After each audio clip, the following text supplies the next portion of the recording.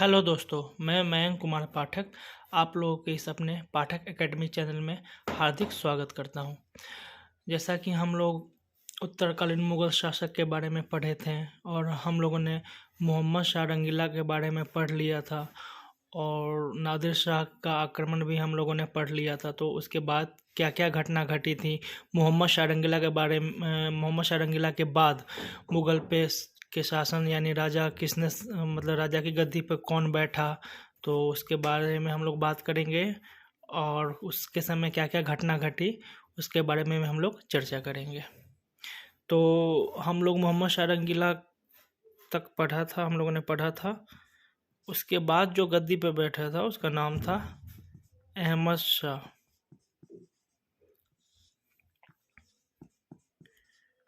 अहमद शाह ये 1748 ईस्वी से लेकर 54 ईस्वी तक मुगल का राजा था।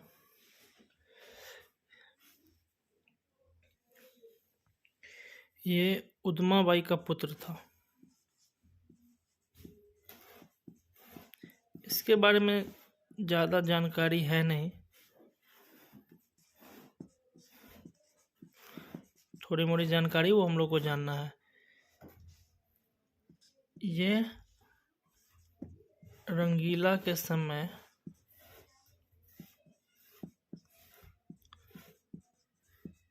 नर्तकी थी।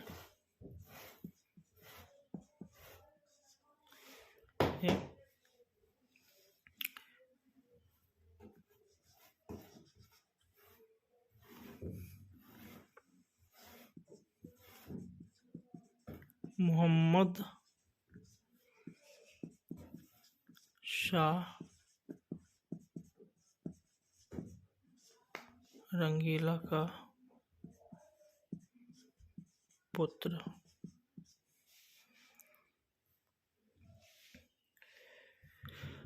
इसके समय एक आदमी हुआ करते थे जिनका नाम था सफदरजंग। सफदरजंग ये सफदरजंग अवध का सूबेदार था। अवध का सूबेदार नियुक्त।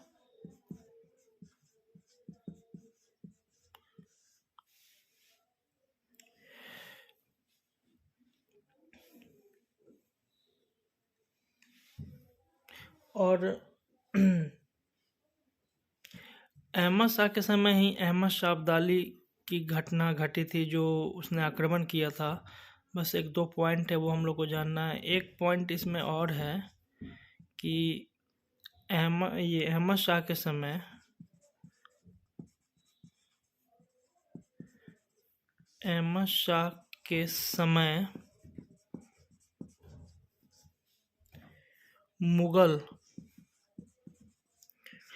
मुगल अर्थव्यवस्था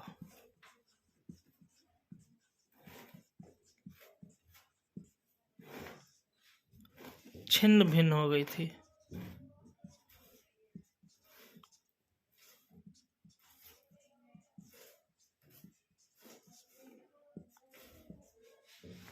हो गई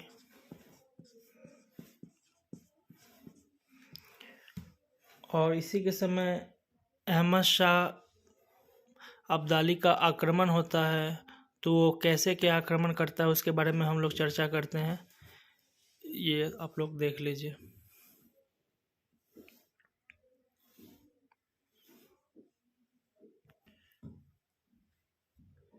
यहाँ हम लोग लिखते हैं अब्दाली, यानी इसको अहमद शाह अब्दाली कर देते हैं।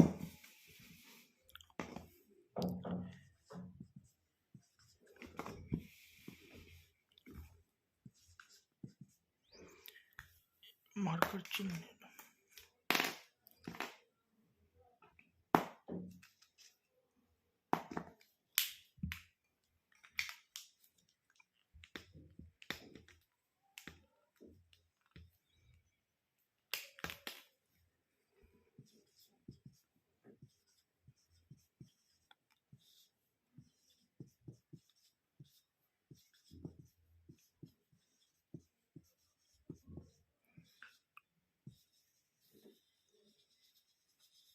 अहमद शाह अब्दाली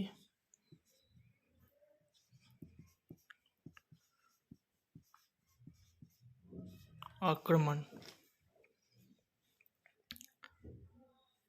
लाहौर को जीतता है।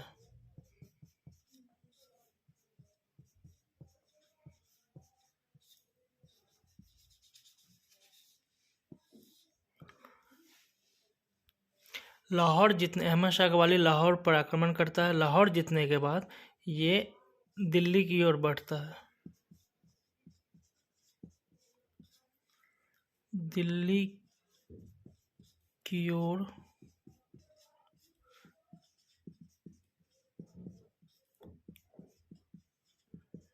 आगे बढ़ा। एक जगह है मच्छीवाड़ा,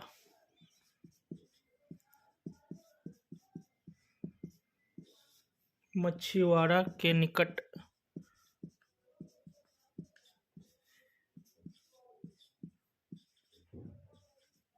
युद्ध। मच्छीवाड़ा के निकट युद्ध होता है।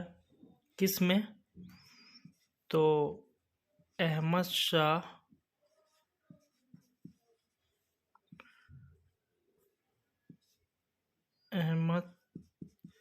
शाह अब्दाली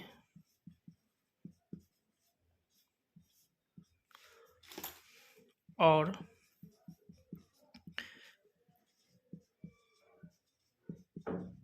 शहजादा अहमद,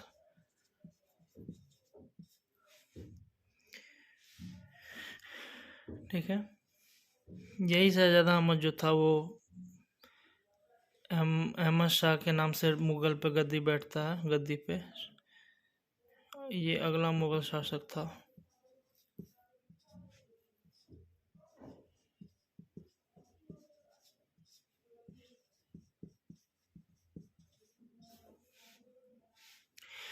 अहमद शाह के समय अहमद शाह अब्दाली का आक्रमण होता है। ये अहमद शाह अब्दाली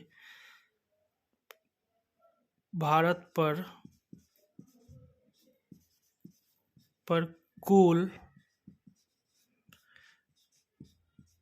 7 बार आक्रमण करता है।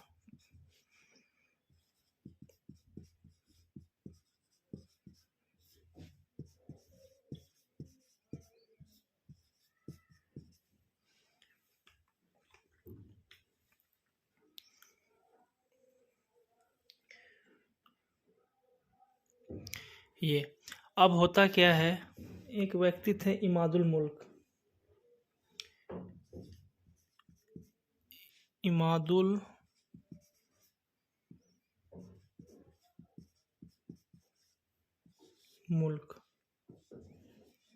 ये व्यक्ति ये क्या करता है, ने मराठों की सहायता से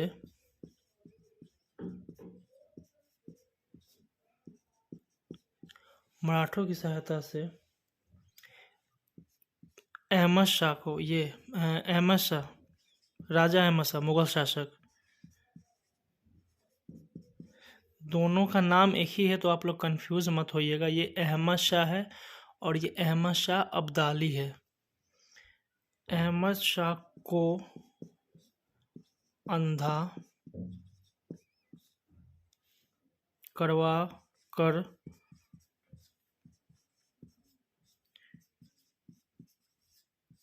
जेल में डाला।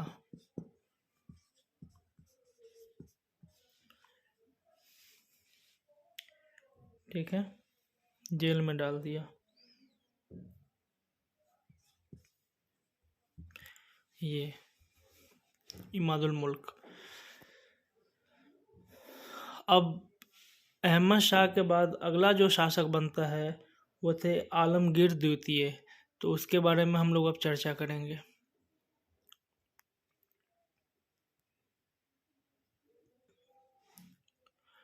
अब हम लोग बात करते हैं अगले शासक के बारे में।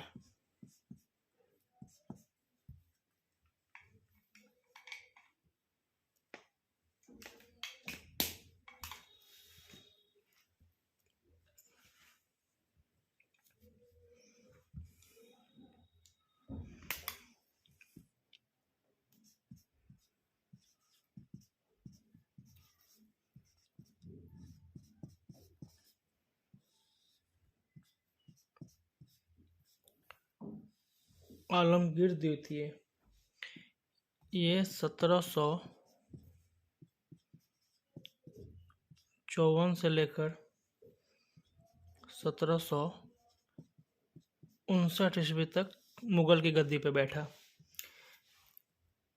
इसका मूल नाम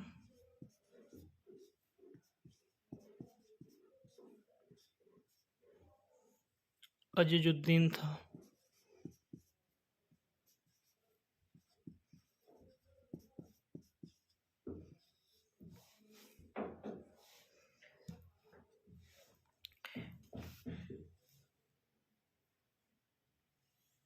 इसकी उपाधि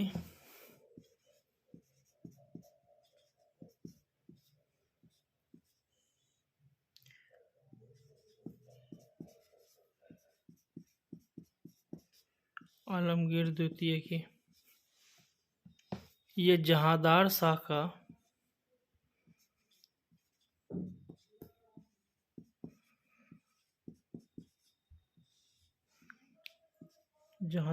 का पौत्र था। पौत्र यानी पोता।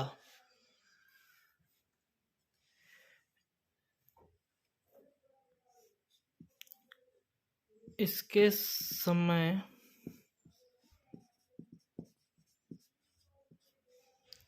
आक्रमण हुए थे।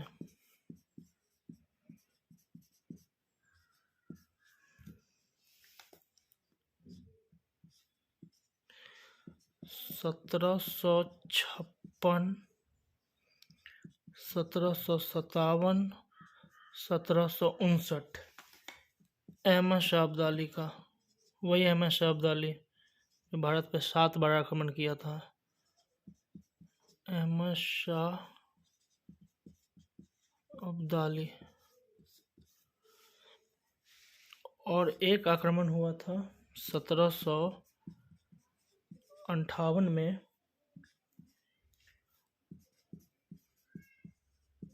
मराठों ने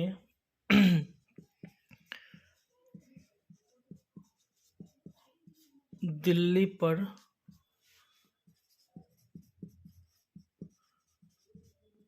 आक्रमण किया।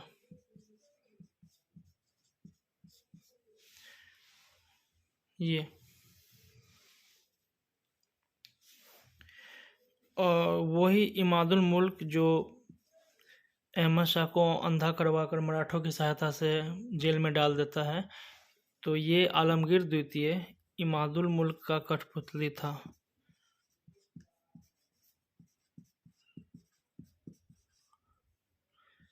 इमादुल मुल्क का कठपुतली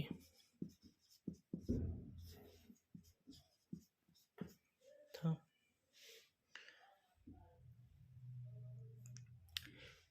ये आलमगीर द्वितीय ये एक ऐसा बदनसीब शासक था मुगल का, जिसको लाल किले तक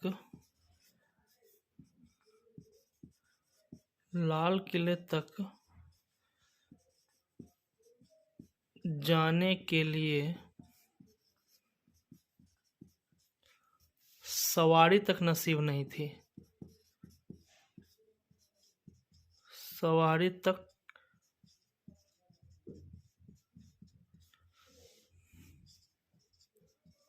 नसीब नहीं थी।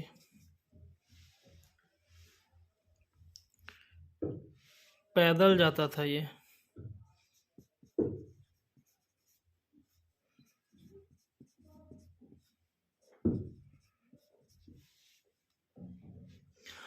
और यही आलमगीर द्वितीय के समय जो हमारे इतिहास में घटना है प्लासी का युद्ध, यही आलमगीर द्वितीय के समय की वो घटना है प्लासी का युद्ध, जिसके बारे में हम लोग अभी थोड़ी सी चर्चा करेंगे। बाकी जो चर्चा वो अंग्रेज कंपनी का जो स्थापना होगा, जब यूरोपीय कंपनी के बारे में जो हम लोग पढ़ेंगे उसमें हम लोग उसको विस्तार से पढ़ेंगे। अभी इसकी थोड़ी सी चर्चा मैं कर देता हूँ।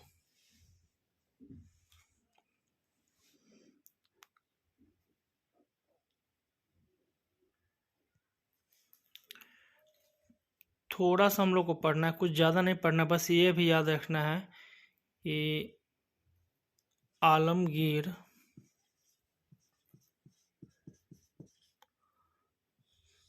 आलमगीर द्वितीय के समय कौन सा युद्ध हुआ था? प्लासी का युद्ध।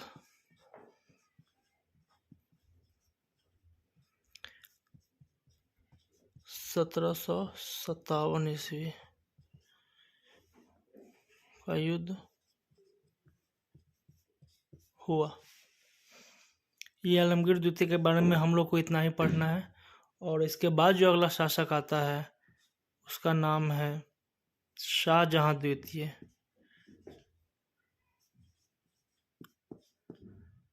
शाहजहां द्वितीय, इसका शासनकाल था 1759 से 60 ईस्वी।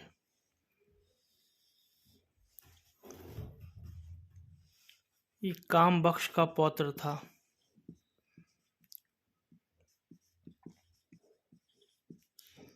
वही काम बख्श, बहादुर शाह प्रथम का जो भाई था।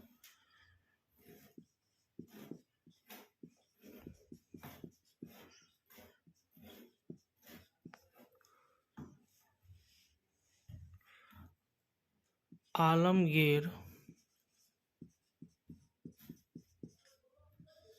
द्वितीय होता क्या है? आलमगीर द्वितीय के मृत्यु के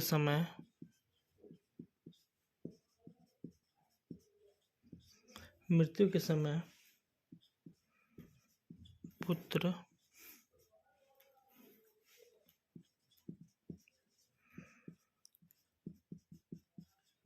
अली गौहर, ठीक है, होता क्या है, घटना घट रहा है जो मैं आप लोगों को बता रहा हूँ। आलमगीर द्वितीय के समय का पुत्र था जिसका नाम क्या था? अली गौहर। ये क्या करता है, स्वयं को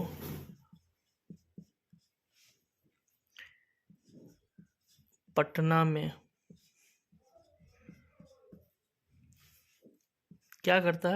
में स्वतंत्र शासक घोषित कर देता है।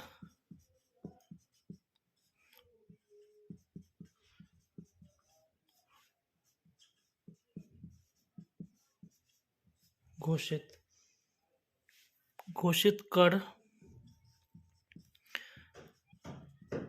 बादशाह बन गया। देखिए हो क्या रहा है, मुगल की अब ऐसी नौबत आ गई थी जो एक समय ये भी एक राजा था, और अली गौहर जिसको हम लोग शाह आलम के नाम से जानते हैं, शाह आलम, ये भी अपने आप को राजा घोषित कर देता है। तो इसका नाम क्या था? शाह आलम। नाम बोल दीजिए या उपाधि बोल दीजिए, शाह आलम, ठीक है। ये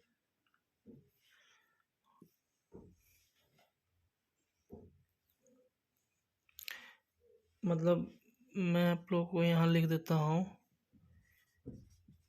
इस तरह अब मुगल में साम्राज्य में मुगल साम्राज्य में 2 बादशाह थे।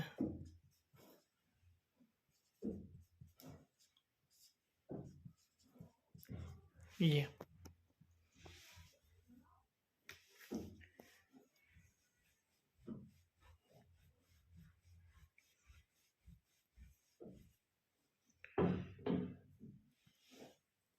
शाहजहां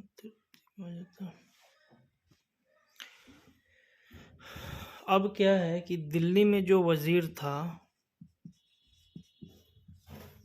दिल्ली में वजीर कौन था? इमादुल मुल्क।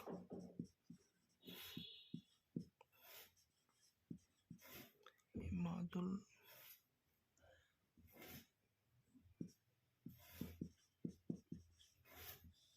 इमादुल मुल्क ये क्या करता है?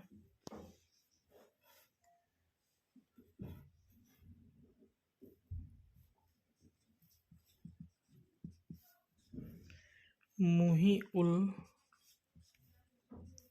मिल्लत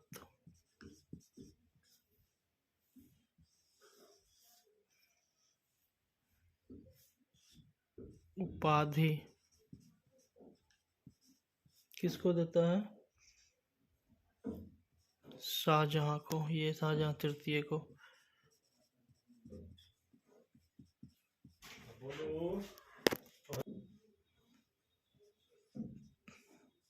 तृतीय को ये।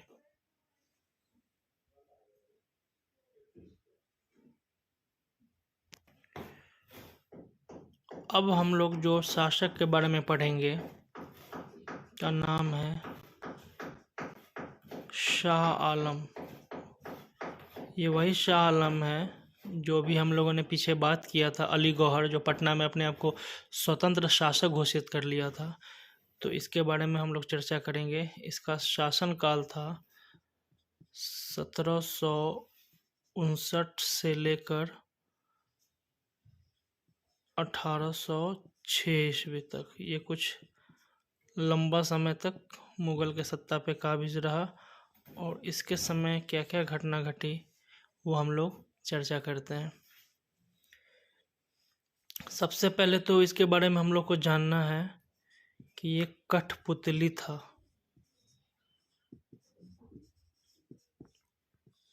कठपुतली था किसका? अंग्रेज व मराठा का।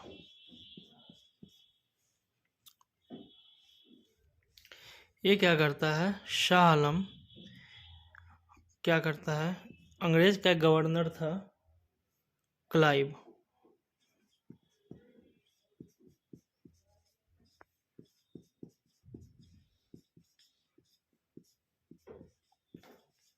रॉबर्ट क्लाइव को इसने मनसबदारी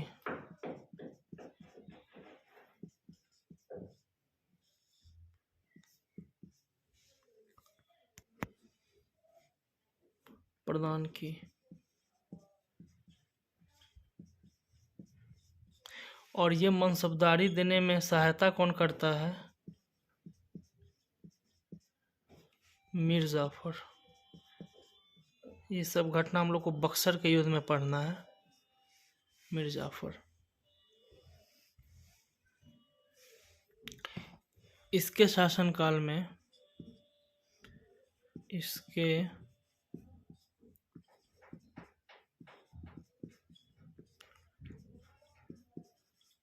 शासनकाल में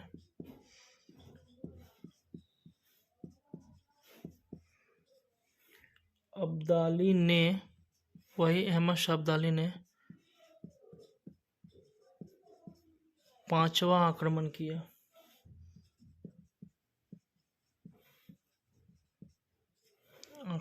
किया। इस आक्रमण का परिणाम क्या हुआ?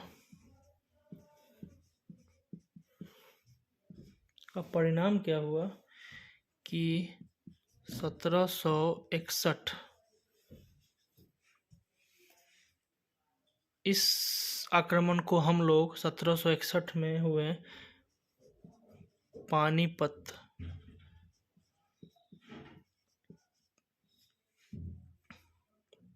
तृतीय युद्ध के नाम से जानते हैं।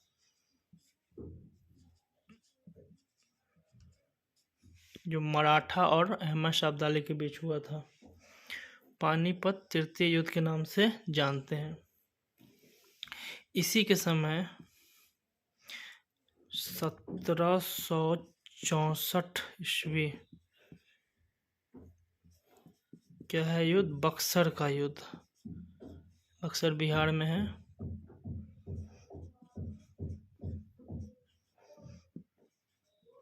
बक्सर का युद्ध।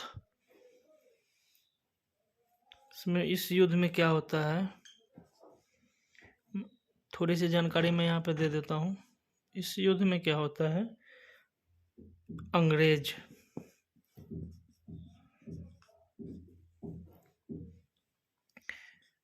विजयी और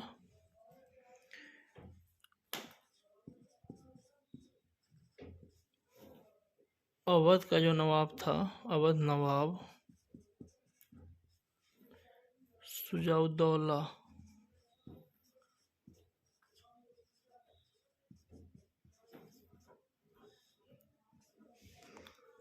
प्लस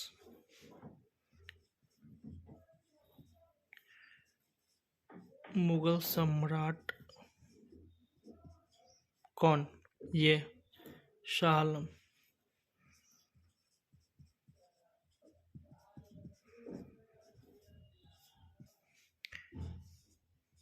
पराजित।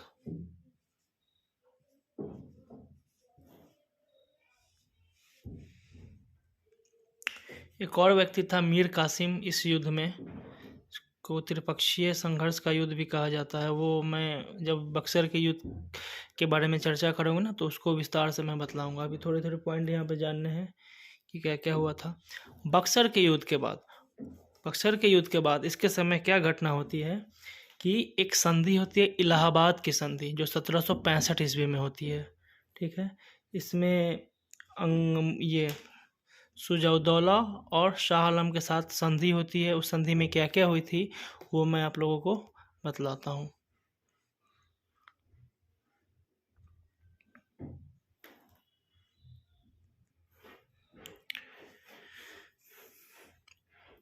तारीख है 1765 ईस्वी की। क्या होता है? इलाहाबाद की संधि। इलाहाबाद की संधि, वो हम लोग चर्चा करेंगे बक्सर के युद्ध के बाद। लेकिन अभी थोड़ी सी मैं जानकारी आप लोगों को दे देता हूँ कि इसके तहत क्या हुआ था। इसके तहत हुआ क्या, बिहार प्लस बंगाल प्लस उड़ीसा, ये तीनों जगह की दीवानी अधिकार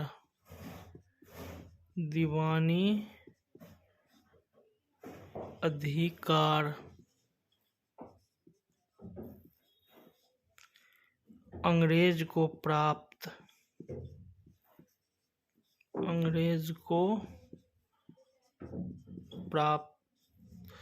और क्या होता है, पेंशन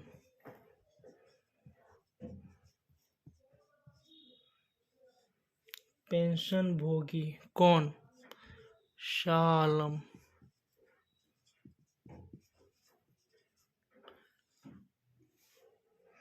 पहला शासक था जो पेंशन भोगी हुआ था मुगल का। पेंशन भोगी हो जाता है अंग्रेज का। ठीक है, गद्दी भी छिन जाती है। लेकिन फिर एक घटना घटती है 1772। ये घटना में क्या होता है, मराठा सरदार थे, मराठा सरदार कौन? महादजी सिंधिया। महादजी सिंधिया।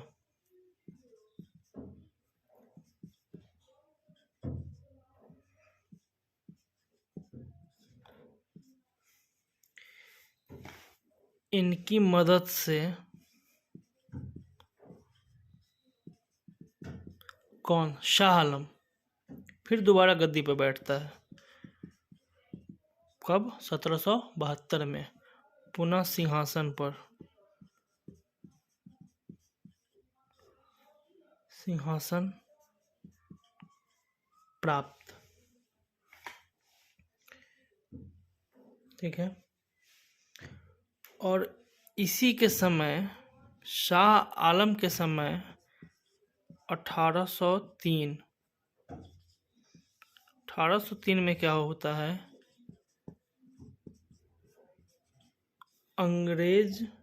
अंग्रेजों का दिल्ली पर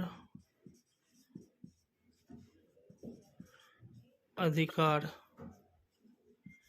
ये क्वेश्चन पूछता है कि पहली बार अंग्रेजों का दिल्ली पर अधिकार कब हुआ था? तो 1803 ईस्वी में।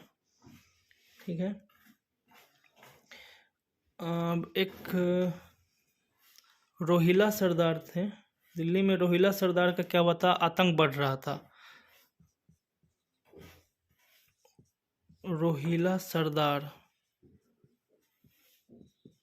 ठीक है, कहाँ? दिल्ली में। क्या हो रहा था? वर्चस्व बढ़ रहा था। वर्चस्व बढ़ा। ठीक है। ये रोहिला सरदार कौन थे? गुलाम कादिर। गुलाम कादिर रोहिला। ये क्या करते हैं? किसको? शाह आलम को। शाह आलम को ये इसकी आंखें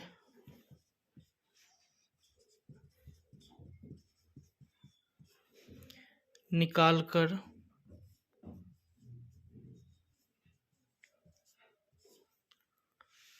कैद खाने में डाल दिया।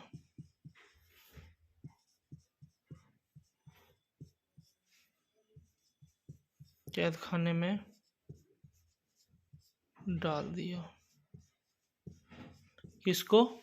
शाह आलम को। मैं यहाँ लिख देता हूँ शाह आलम को। शाह आलम को ये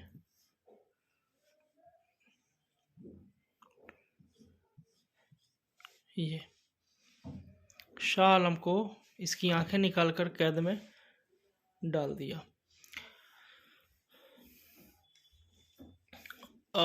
अब इसकी शाह आलम की मृत्यु कब हो जाती है? 1806 ईस्वी में। और अगला जो शासक बनता है वो था अकबर द्वितीय। मैं उसके बारे में चर्चा करता हूँ। जो अगले मुगल सत्ता पे जो शासक बैठे उनका नाम था अकबर द्वितीय। उनके समय क्या क्या घटना घटी उसके बारे में हम लोग अब बात करेंगे।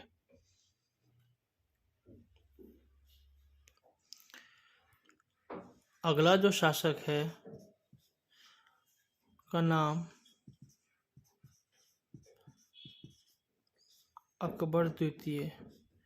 ये 1806 से 1837 ईस्वी तक मुगल के गद्दी पर रहा। ये शाह आलम द्वितीय का पुत्र था। वही शाह आलम जिसके बारे में हम लोगों ने अभी पढ़ा है। उनका नाम शाह आलम द्वितीय भी था, मेरे माइंड से निकल गया था। शाह आलम द्वितीय का पुत्र था। ज़्यादा पॉइंट नहीं है इसके बारे में पढ़ना। ये इम्पोर्टेंट पॉइंट है कि अंग्रेजों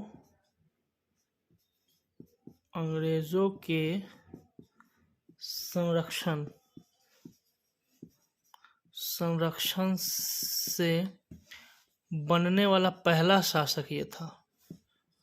बनने वाला पहला शासक था अकबर द्वितीय। एक और इम्पोर्टेंट पॉइंट है कि इसके समय क्या हुआ था, मुगलों के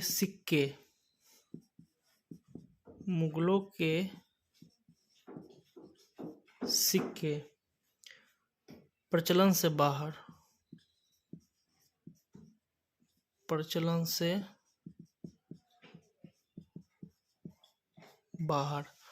और एक अंतिम इम्पोर्टेंट पॉइंट, इसने ही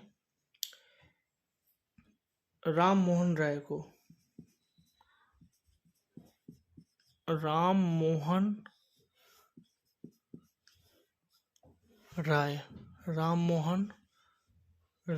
को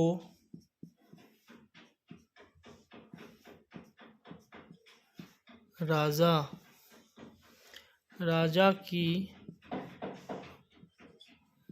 उपाधि दी और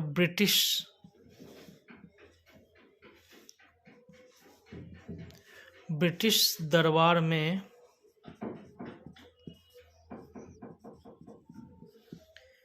अपनी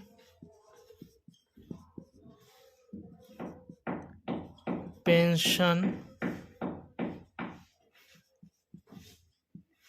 बढ़वाने के लिए भेजा।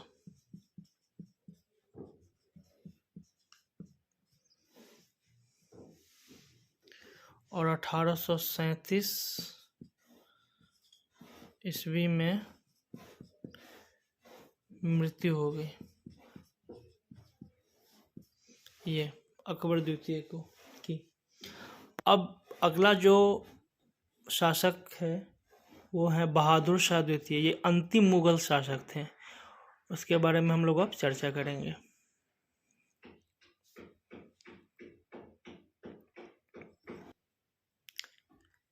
अब जो शासक आएंगे ये अंतिम मुगल बादशाह थे। इनका नाम बहादुर शाह द्वितीय।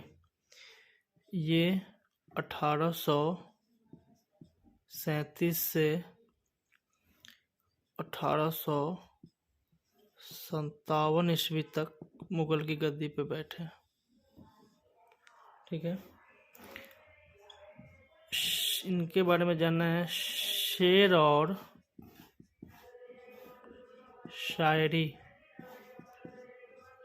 शायरी में रुचि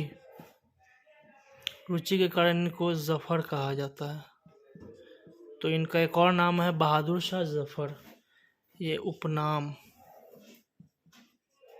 जफर उपनाम है इनका। कविताएं लिखते थे ये जफर उपनाम से कविताएं लिखते थे।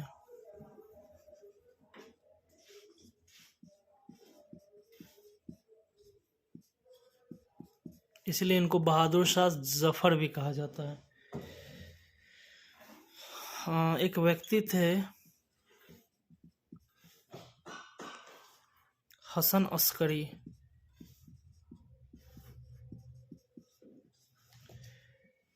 इसने बहादुर शाह द्वितीय को क्या कहा था, इसे बिना साम्राज्य का सम्राट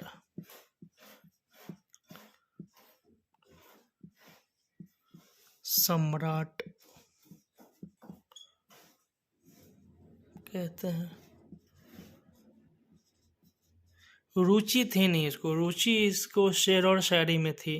तो शासन व्यवस्था कैसे चलानी है इसमें इसकी कोई दिलचस्पी नहीं थी। इसलिए हसन अस्करी इसको बिना साम्राज्य का सम्राट कहते थे। एक वायसराय थे, वायसराय क्या नाम था उनका, Lord Dalhousie, Lord Dalhousie. Train वाले।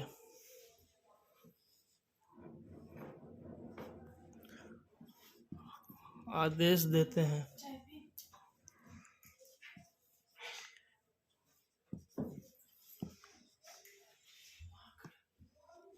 आदेश देते हैं क्या, बहादुर शाह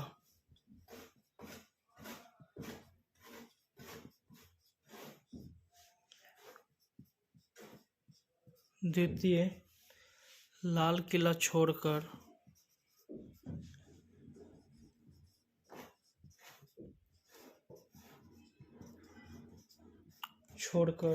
कुतुब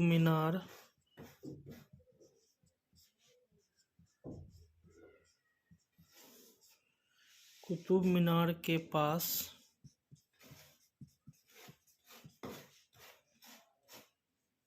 मकान में रहो।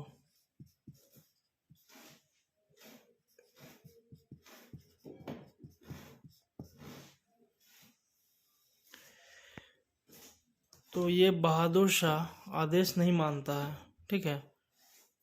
क्या करता है ये, आदेश नहीं माना तो इसको क्या करता है, गिरफ्तार कर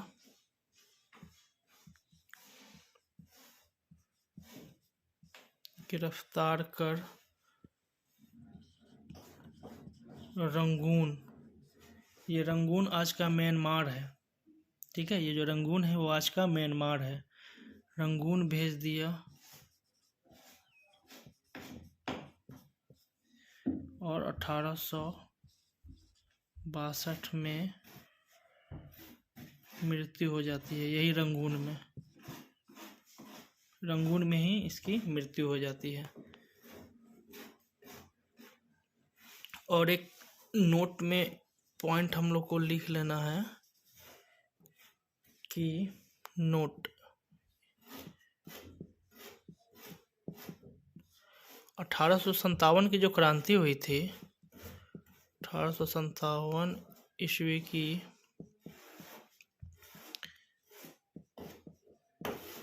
क्रांति में दिल्ली का नेतृत्व इन्होंने ही किया था। दिल्ली का नेतृत्व किया था।